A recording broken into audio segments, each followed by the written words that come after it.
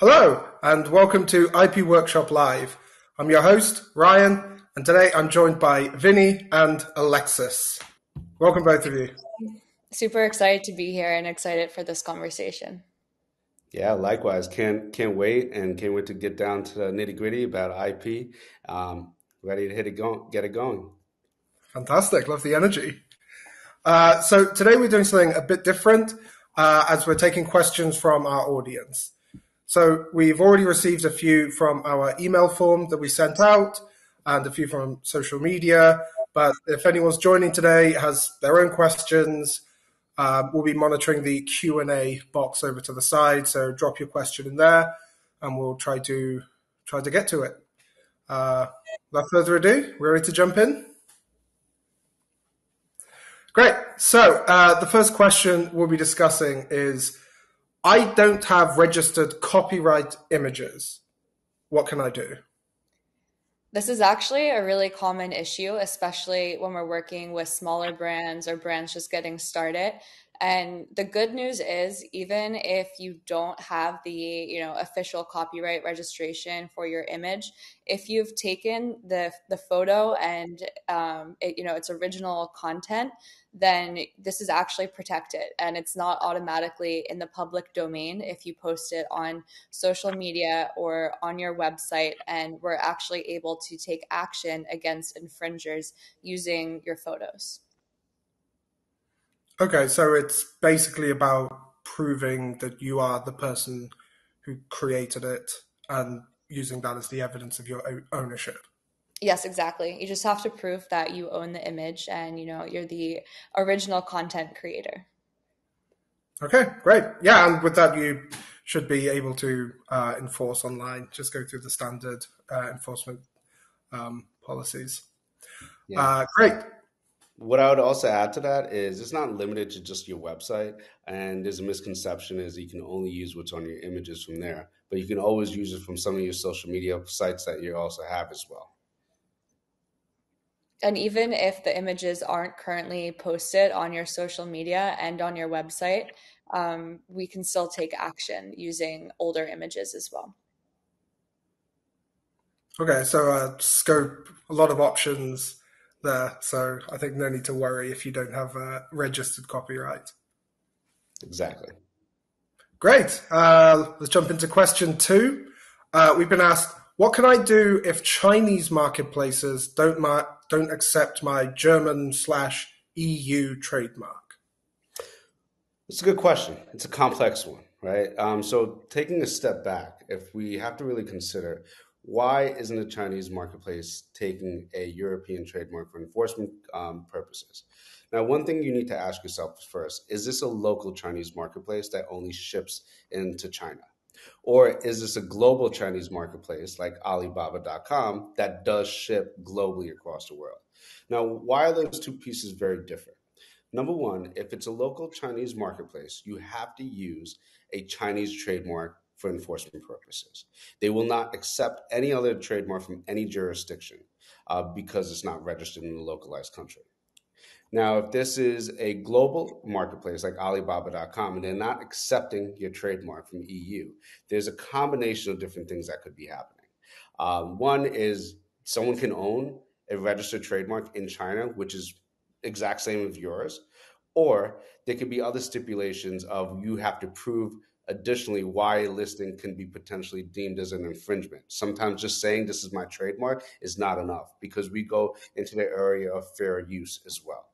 Um, that's from holistically if we take 1,000-foot view into it and take a look. Another note on the Chinese trademark as well. If you do obtain a Chinese trademark, it's always important to have the original copy and to provide a color scan copy as well, showing that red stamp from the Chinese government.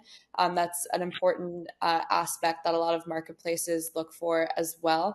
And as we know, China is notorious for being a first to file country. So as you are standing up your brand internationally, as your brand presence is growing in China, or, as counterfeiters are becoming aware of your brand, it's important early on to file in China. We at Mark Vision 2, we have a product called Markfolio where we do China registrations for our customers, and you can actually just fill out a free eligibility check as well. And that's always super helpful because it lets you know if there's actually any trademark squatters currently in China that are squatting on your trademark. That's a fair point. And I think most people don't know this about China, right? It's first to file, right? It's not first to use. So when I do talk to brand owners, especially when the brand is just kicking off, they're like, listen, I have all my localized trademarks in the US and I have some in the EU. But when I ask them, do they have a Chinese trademark? They might say no. And I always tell them when you're filing, these initial trademarks are also priority in these jurisdictions for those exact reasons you mentioned, Alexis.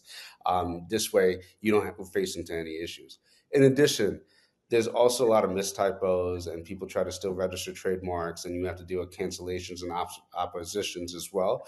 So while you use Markfolio to register your trademarks, you can also use that to actually watch your trademarks to see if it's being registered in other places as well. A challenge that we like to try to avoid by filing in China early is when on marketplaces you actually we will sometimes receive a counter notification from trademark squatters that even if we're using your international marks to enforce on the listing, we'll receive a counter notification from the squatters that actually have the China mark as well. So filing early in China we think is super important for this reason. And this should be fairly easy once you've got your domestic trademark. You can use the Madrid system, I think, to pretty quickly get it registered in China. That is correct. Depending upon what your strategy is and obviously what your budget is as well, that could be all taken into consideration. Okay, fantastic. So our next question. What can I do to stop people from sharing 3D printing files of our high-quality collectibles?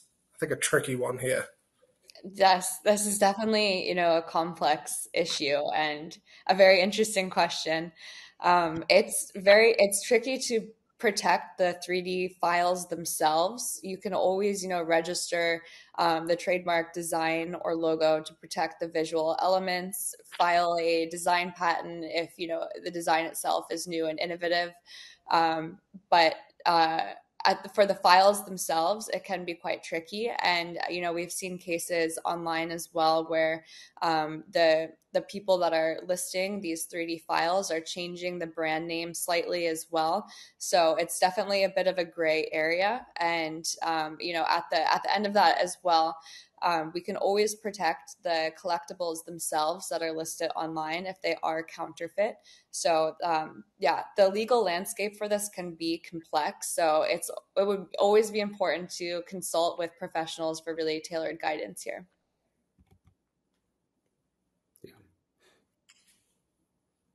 Okay, fantastic. Just hit the nail right on the head, and that's pretty spot on. So there's nothing more that I can add to shed some more color to it. Yeah, I mean, it's a very tough topic, I think. A lot of this is just people sharing files between each other or in private channels. So, yeah, 3D printing is, I think, one of the bigger challenges for this decade in brand protection, but it's definitely doable. You can make an impact.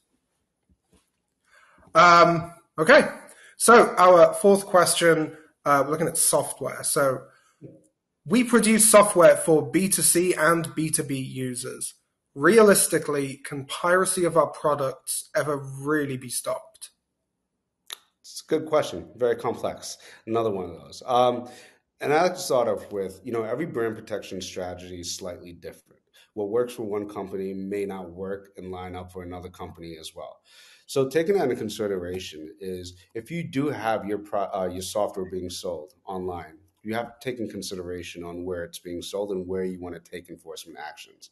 So let's start off with, if you find any APK download sites or any standalone websites or things of that nature where they have cracks to your software, that's something we can do very quickly with multiple different enforcement actions, starting off from delisting all the way down to actually reaching out to server hosts, registrants, CMS platforms, and etc. So there's very unique enforcement options we can do there. But when it comes to marketplaces, the game is a little bit different as far as enforcement. It's not going to be a straightforward process where you say, "Hey, this is my trademark. This is being used in the software." You actually have to prove something of value, right? That this is infringing on your IP and it's a counterfeit. But there are marketplace policies that you have to take in consideration that you can leverage. For example, if you're a software that sells multiple licenses in a pack, those licenses are not allowed to be sold individually on sites like ebay.com. And that's considered actually code splitting. So with code splitting, you're now leveraging not an IP enforcement strategy. You're actually leveraging it in marketplace enforcement strategy, which the reason codes and process is very different on its own. So while we take a look, that's why I mentioned in the very beginning, every brand protection strategy is slightly different. And then the complex layers even start to come into where you're enforcing it and how you're going to enforce onto it. So it's very important to have a brand protection provider or partner that you have in mind that takes the whole picture into consideration.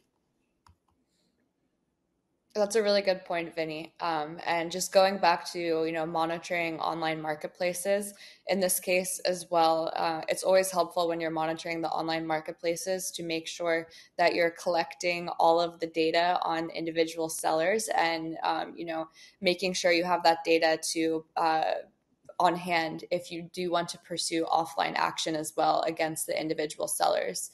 But taking it back to the top as well, when it comes to software, robust licensing and activation methods are always extremely important to protect that software from the beginning. Yeah, you're spot on. I think, data-driven enforcement initiatives are priority and key. It's not just you take down everything that you see out there. Yeah, that's a good strategy, sure. Some people leverage it, but there's also different strategies you like to get down to the root of the problem. And to get down to the root of the problem, you really have to apply that constant pressure over a period of time to mitigate the risk against your brand. And taking in consideration different data points will help you actually get down to the outcome of your strategy would like. Definitely. And finding patterns in the data as well. Like you mentioned, there might be an issue with websites. People are selling the software on websites. Well, if we're also, monitoring and tracking the sellers on marketplaces, we can usually find different patterns and different connections between the websites, marketplace data, and just being able to have all of that data and to direct you to the most impactful sellers is always very helpful. Yeah, fantastic answers, guys. Certainly a lot more complicated, I think, combating software than most physical products, but definitely feasible. Yes, definitely. And as Vinny said, it's a very complicated issue, and each case is very different. So again, it's always going to be important to consult with legal professionals for the best guidance here as well. Okay, fantastic advice. Moving on to our next question. I run a small clothing brand online. How do I find out if someone is selling knockoff versions of my designs? Where should I look for them? I think in this case, for a small clothing brand, you can start just by searching keywords, your brand name, different other associated keywords that are, important indicators for your brand. Just put that into Google Shopping, and that's a really good way to start. And that might pull up different listings on US marketplaces, on Chinese marketplaces. We see AliExpress pop up a lot for our small clothing brands on Google Shopping. So I think that's a really good place to start to see if there are, counterfeiters out there and to get an understanding of what that landscape looks like just from, the first Google search. Yeah, I think, now that you mentioned Google and searching on there, I think what's also a very powerful tool is reverse image searches, right? Because quite oftentimes we see a lot of trends where people don't use the exact trademark. They might misspell it. They might do different things to fly underneath the radar. Now, if it's a one-to-one match on those images, that's something you can pull up. And some of these marketplaces, surprisingly enough, have given it a reverse image feature as well, where you can search for it. So leveraging all those different options together will help you kind of give you the understand the exposure that your brand has across the internet.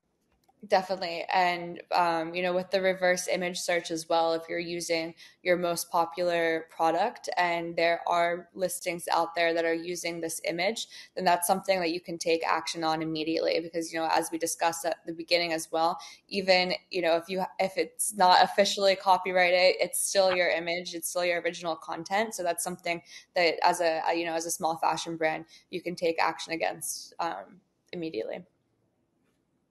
This reverse image search on marketplaces, this is totally news to me. Is this quite a new innovation?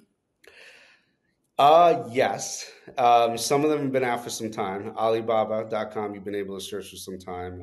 AliExpress has it. I believe DHgate as well. And Amazon is actually releasing, or already has released it as well. I haven't had the opportunity to play around with it, but the whole purpose is if you see something in the store, take a picture of it. You can find it on Amazon where to buy it. But you can still use that same technology to find potential infringements of your product as well. Yes, definitely. I think it really was first rolled out in, widespread popularity on Chinese shopping apps like Taobao, like JD.com. And now within the past few years, it's really becoming, something that's available on marketplaces globally. Okay, love it. We're all learning today. We've had a question in our Q&A, so let's read through this now. I run a small fashion brand, and I've noticed people steal our design/products and conceal all of our trademarks. Will Mark Vision still be able to detect those listings? Do Okay. you want to take that or should I? Well, Um, yeah, Vinny, why don't you kick us off? yeah, of course. I love these unique cases, right? And this is going to happen a lot, especially when you start to take enforcement actions. These infringers and counterfeiters will realize what the game is. And what the game is, they know that they can't use certain keywords in order for search purposes. So they're going to stop using it altogether. But the images might be still up, or they might Photoshop the images in any certain way. So there's two ways you can go about this. And it's it's very manual if you do this on your own, but you have to use multiple keywords and you almost have to create a funnel approach where you're using several hundred keywords to search for your product to describe it. It could be, let's say it's a sneaker, right? You want to search white canvas shoe. You want to search it in different languages like zapato, right? You want to be able to search it in leather sneaker, these terms. And what's going to end up happening is you're going to have to funnel through those results to see if anything is one of your products, which can be very time consuming. Providers like us do have certain features that are out there. While we search with all of these non-pinpointed search key terms, we apply image recognition towards these photos to show which one is actually one of your products. And there's levels of thresholds with image recognition where you can say, bring me a 100% match or a 90% match or 80% match. I always recommend not to have a one for one 100% match because in the event, they Photoshop it anyway by adding a WhatsApp number, which is very common, rubbing the logo out, adding some different customization on the top right hand corner. They might have someone modeling it for some reason, or any alterations that they do, it will still be captured by that technology. But when you start to get in these sorts of cases, there's going to be a level of detection that you're going to have to go through, which is more just on the first level of it. You're really going to have to go deep down inside and use those non-pinpointed key search terms for your categories. That was a great answer, Vinny. I've seen some interesting cases recently as well with our fashion brands where they put logos over faces in photos, or sorry, not logos, emojis over faces in Mhm. photos.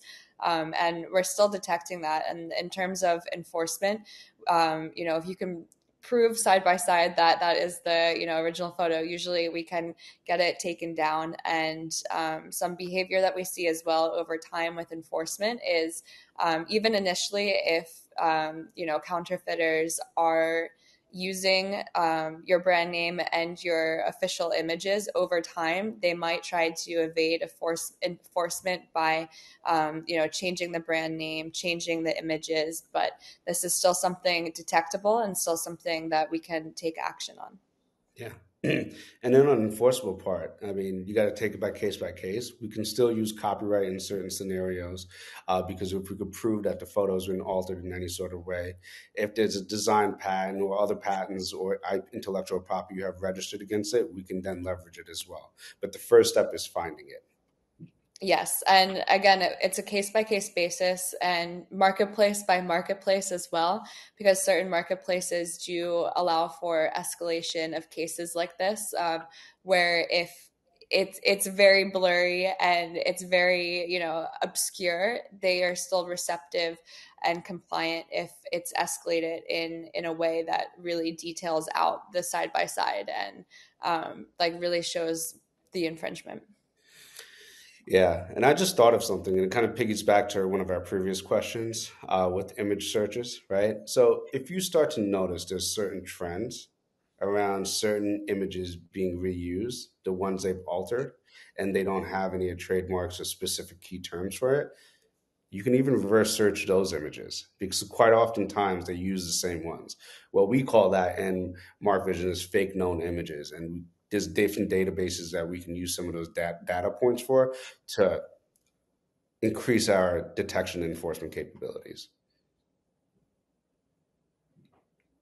Awesome. Thanks, guys. Moving on to our next question. This is something we've been hearing a lot over the past year or so. How can I stop people on TikTok from showing off fake versions of my products? Well, I can start this one off. The first step to this question is really detecting the TikTok listings in the first place. And again, you can do that. A lot of people use hashtags, but kind of piggybacking off of our last question as well. Sometimes the brand name of the hashtag is changed. You can search for, your brand name and dupe, or there's rep talk as well.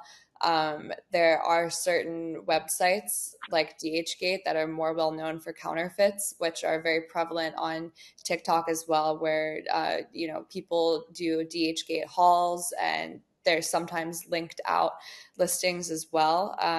And in these cases, if they are infringing on your trademark or any other IP, we can enforce these through TikTok. And it's also helpful as well when there is a link out to monitor and remove the listings from the marketplaces as well, because at the end of the day, the marketplace listings are more of the root cause of the issue than what's on TikTok.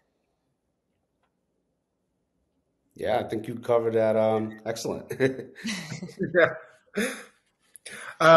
Thank you. Our next question, we've got another one in our Q&A. We release new products and designs very often. Do we have to send you all the images every time we put out new products? Alexis, being an account manager, I think you could take this, but I think it's also very unique towards who your provider is. We could talk a little bit about how we handle those situations. Alexis, since you're on the front lines, would you mind taking this one? For sure. So I think, we can look at this question from two different ways. And as Vinny said, it's case by case basis. So on one end of this, we can talk about the workflows that we set up. And, if we have a shared drive or whatever, you don't have to send them to us every single time. If we just, establish the workflows and establish that, it's important that we always have these images. But a lot of times what we see as well that it's not every single image or every single product that is being released on, a monthly basis, a quarterly basis, that is really being infringed against the most. Typically, there's, a smaller portfolio of counterfeit products that are really prevalent online. So again, it's just case by case basis and really like deeply understanding the counterfeit seller behavior. That's really the start of how we would be discussing this with customers. Yeah. I got to add on for the case by case basis, right? It's also taking into consideration the company that are working for it and what their vertical is. For example, if you're working in fashion, typically there's going to be a fall line, there's going to be a summer line, there's going to be a winter line. And the websites and designs are updated accordingly to those seasonalities. So we can have cadence and workflows set up, and you can have this set up with anyone that you work with. Is every 3 months, we typically release a new product, or every 1 month, we typically release a new product. It goes for us to go in there, spot check what these new releases are. If that's not something you can update us with proactively, there are different workflows that we can take in consideration here that can also enhance that as well, as far as how do we bring in these new designs every time it's released to the public. Yes, exactly. Thank you, Vinny. So just to summarize, the two key parts of this question is one, establishing workflows, two, deeply understanding the counterfeit seller behavior. Wonderful. So I think this is the final question we've received. We've been through the ones we got before. I think that was the last one we got in the Q&A. So I think this is a good time for us to wrap up this episode of IP Workshop Live. Big thank you to Vinny and Alexis for joining us today. Well, we're glad to be here, and really welcome all questions that we had today and the future ones. And if you have any additional questions, feel free to reach out to any one of us. Yes, definitely. Thank you. And really enjoyed this conversation today. Great. Watch this space. We'll be back with another episode of IP Workshop Live soon. Take it easy. Take care.